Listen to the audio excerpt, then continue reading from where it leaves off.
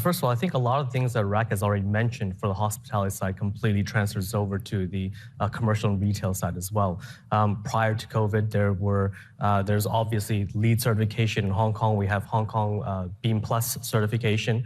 And right around 2016, 17, 18, there's been a lot of focus on the wellness certifications. So there's WELL coming out of the US, FitWell as well. And in the real estate sector, there's a Global Real Estate Sustainability Benchmark, and they've actually started factoring in health and wellness into their assessment of portfolios, real estate portfolios around this world.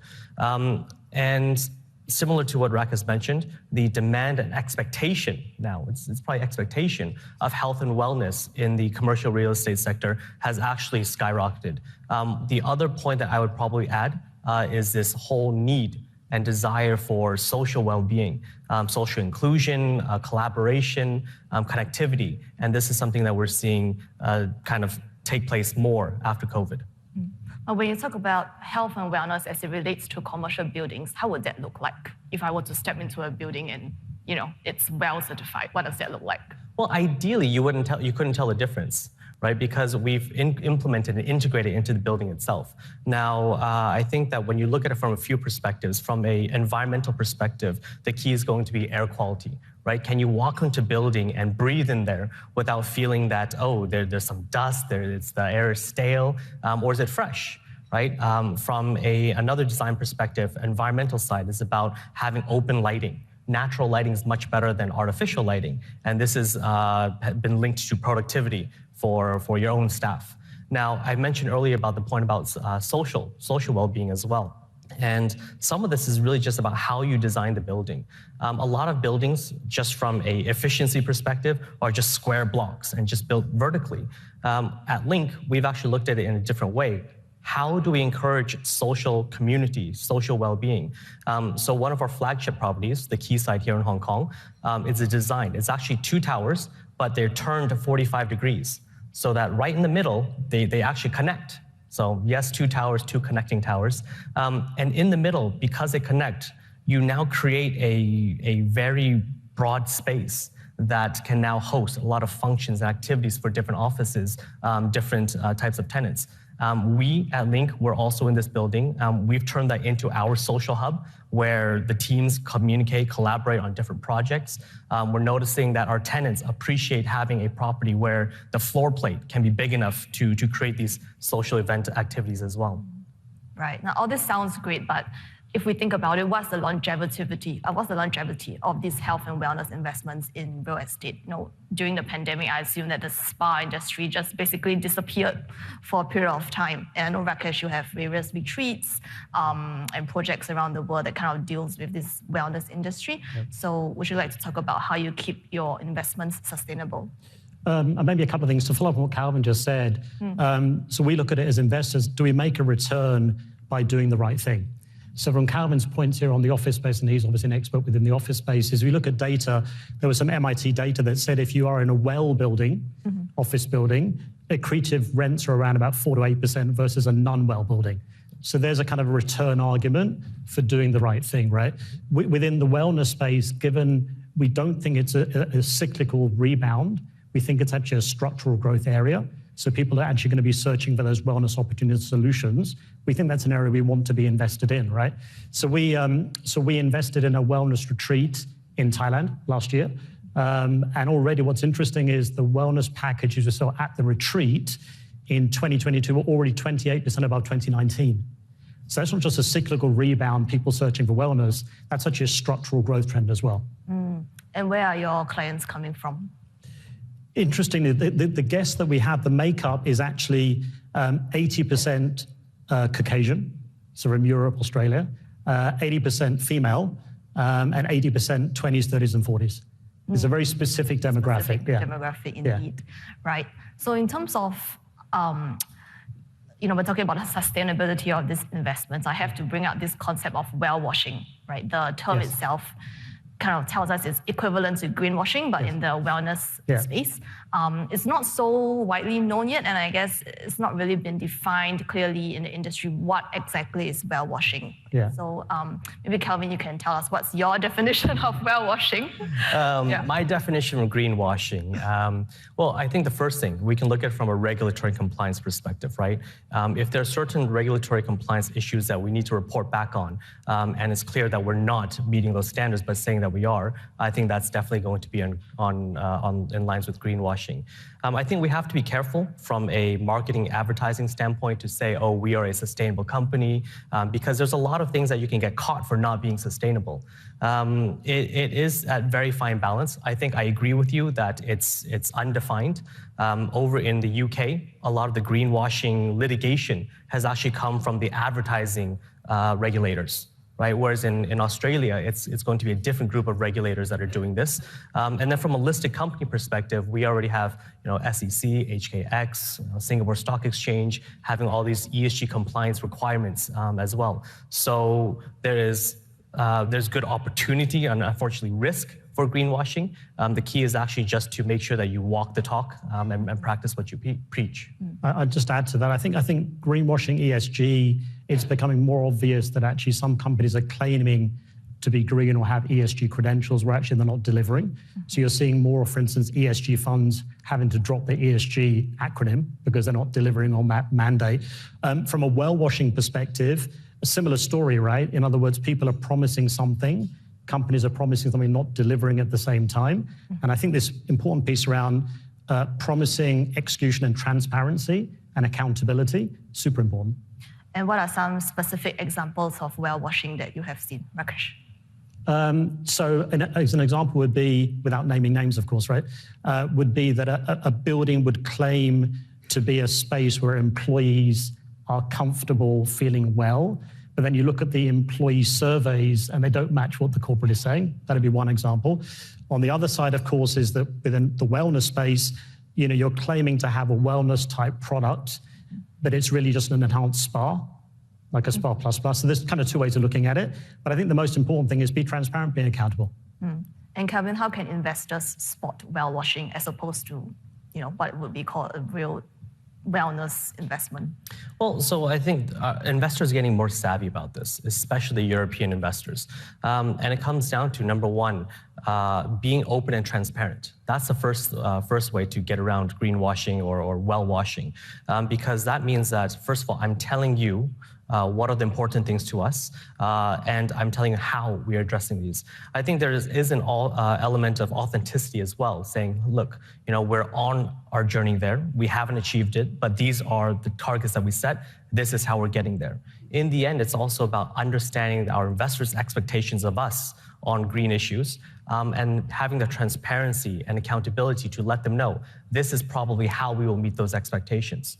So one of the key points for a listed real estate company would be this concept and issue of climate resilience, right? Are you assessing your portfolio to climate change? What does that mean? Well, for us, we've actually gone through and done a flood assessment for all of our entire portfolio. And from that, you have the quantifiable information to say which properties are at risk, why, and better yet, now that I have this information, how do I go back and mitigate this risk so that from an investor's perspective, I've helped reduce that risk and hopefully continue to generate steadily growing returns. Okay, so if we could shift the conversation a bit from the wellness space to more of the real estate space. The real estate investments have long held the narrative that it's a hedge against inflation. Right? Everybody wants to own a property. Is it still a hedge against inflation?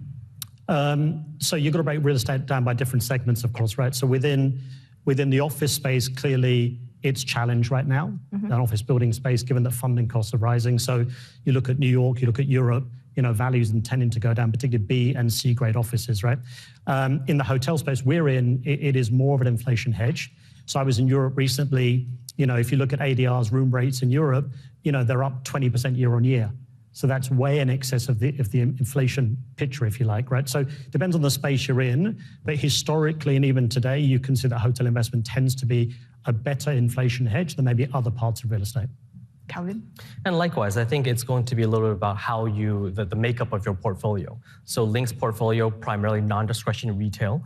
So everybody still comes to our properties to do shopping and purchase products. The other thing is we're seeing this boom in e-commerce, right? And then that naturally leads to logistics and so forth. So it's really a matter of how you manage and put together that portfolio. And in line with the theme of our summit today, where and what is the nexus of wealth creation in Asia? Rakesh? So I'm obviously slightly biased to the space we're involved in. Right? Yeah. But one thing I will say, if you look at kind of UN data, the middle income or the middle class segment within Asia is clearly booming, right? So the consumption, that segment will double by 2030. There'll be 1.5 billion millennials in Asia by 2030, right? So from an investment standpoint and a hotel standpoint, we want to be exposed to areas which is going to cater to that behavioral change and that customer segment. So we obviously feel things like lifestyle hotels, which we do, experiential, wellness is the product people will demand, as in this growing segment. So that's where we have exposure to in the fund. So for us, that will be investable. Calvin? So obviously I'm going to be biased as well. Real estate, of course. But also beyond that, it's a little bit of understanding how real estate will have to evolve. We've talked about task force on climate-related financial disclosures, what type of real estate properties are buffered against climate change. But moving forward, we have a few other issues coming up, right? Nature-related financial disclosures. There's a growing effort to put together TSFD, Task Force on Social-Related Financial Disclosures. And what I'm getting at here is those real estate, those companies that can understand how nature and social issues will impact and influence their portfolio and react quickly will naturally be performing better and actually create more value for investors in the future. And what do you mean by how nature and social factors would impact their portfolio? Well, so I kind of gave an example earlier on in regards to building an office building, right? Instead of building two single towers, we did realize and feel that social interaction, social integration is going to be one of the key things moving forward. So again, twisting the property 45 degrees, connecting them in the middle, you've created more space that's usable. And we deliberately made sure to design that it was a pillarless, so it's almost one continuous floor plate, 50,000 square feet. And with that, that means that any tenant that comes in, they can repurpose, reuse, design that space to be much more interactive. For a lot of us in this room, to put that in perspective, if you go into a building that's square, typically right in the middle is going to be the elevator shafts, right? So you go up there and then you have the office space around. Typically one side of the office never meets the other side of the office and they don't congregate. But with looking at a social perspective from a design, right at the very beginning, you can encourage that you can facilitate that type of behavior. So it's again anticipating what's coming. We think that social interaction is very important. How do we put this into our design? On the nature side is really going to be, how do you look at real estate? Is it just a building? How do you look at the surrounding communities? So in Hong Kong, we have BEAM Plus, which has a rating called Neighborhood Certification. LEED has something very similar as well. And the concept there is about how do you build your property, your real estate, develop it in a way that integrates with the other, I would say, neighbors or partners around you as well to truly create that community. Right, so then you're dealing with nature issues, you're dealing with social issues, and it's shown that these type of locations tend to be a little bit more resilient because it's not just one standalone property, it's actually almost a master plan development. I would add to that just from the social aspect, right? So in terms of hotel product and development, definitely the trend is towards more social spaces, right? We see that all the time, right? So in other words, where people can congregate and be together as a community, that's important. Even within the wellness space, we find when we have people at our retreat, the more time they spend together is part of them actually becoming well. So there's definitely a trend there, which I think is really accelerated post-COVID. And I suppose that will also drive your clients to come back for more retreats as well. Ultimately, repeat customers is huge, right? Yeah, and therein comes the return accretive part of it. So you do the well thing, of course, right? But you've got to make a return on it. Yeah. So all this sound like a massive effort, right? You have buildings facing 45 degrees, and you have sprawling retreats in Thailand. What are the challenges investing in health and wellness real estate as opposed to investing in just real estate? Rakesh? Yeah, it's a harder space, right? I think that the difference is for me, when you're investing in an office building, it's relatively binary, and things are quite transparent. When you're investing in a hotel product, particularly what we do, you're actually investing in experiences, and copying and pasting experiences is a harder thing to do, right? So people are now searching out not just a box to stay in a hotel, but they're searching out an experience, and actually managing to maintain the experience, copy the experience is the really hard thing to do. Doing a box on a bed is relatively simple to do, right? So we're taking on the more challenging part. We feel like that's a better place to get returns, but it's definitely harder to do. And Kelvin? Well, so for us, it's a little bit more straightforward. Yep. The key challenge would end up being actually understanding and anticipating where our stakeholders, in this case tenants, how their mindsets, expectations will shift and change over the next few years. We have a concept called, mindset called business as mutual, right? How do we do things now to enable or help facilitate our business partners? So with our building designs, from a design perspective, it's much easier. We get well core and shell certification. And when we have that, it actually brings in tenants who care about health and wellness. But not only that, because we have that certification, it actually also helps those tenants that might want to get certification for their own spaces, right? So we're helping them meet some of their objectives, making it easier as well, that whole business as mutual approach. And that works for buildings that we develop. A lot of our portfolio are going to be acquisitions, and that's going to be a little bit more challenging because you have to renovate, update, and refurbish properties that are still operating with tenants in there doing business at the same time, and getting them on board with how we're doing this. The final product will be, better, and explaining them to why it will be better. So the challenge would be more on the existing portfolio that we had, which is kind of what you've hinted at as well. Yeah. Got it. Now, at this point, I would like to prompt the audience to ask any questions that you might have. And moving on, Asia, we have so many cities, and both of you have presence in different countries, different cities, especially for Kelvin, you're all over Asia. Where in Asia would you invest right now? So I know for Rakesh, it's a bit more complicated because if you're opening a retreat in Thailand, your clients are actually coming from elsewhere anyway, right? So where would you invest in Asia now? Look, we as a fund, we're opportunistic, so we're looking for value. And so when you look at the whole real estate space, hotels across Asia, we find the better value in Southeast Asia from an investment standpoint, and also Japan. So in other words, an ability to meet our return hurdle. So we're quite strict about actually what we invest in. So country-wise, I would say definitely Southeast Asia and Japan. Product-wise, definitely lifestyle over mass market. Mass market is quite price competitive. Lifestyle, you can definitely add value. And then in terms of urban versus resort, we go for resort. Once again, urban is a bit more challenged given business travel is not coming back as fast as people are expecting. So from a macro perspective, it's those countries, and it's lifestyle, and it's resort. That's where we find the value. What's the difference between lifestyle and mass market? So lifestyle would be where you can experience something. So as an example, a wellness retreat, a boutique hotel in the hills, maybe a funky lifestyle art hotel. That'd be lifestyle, experiential. Mass market would be more like a business type hotel, or like a 2 or 3 star product catering for mass market tourists. So we find this space very price competitive, and that's not a game we want to be in. We want to add value in the lifestyle space.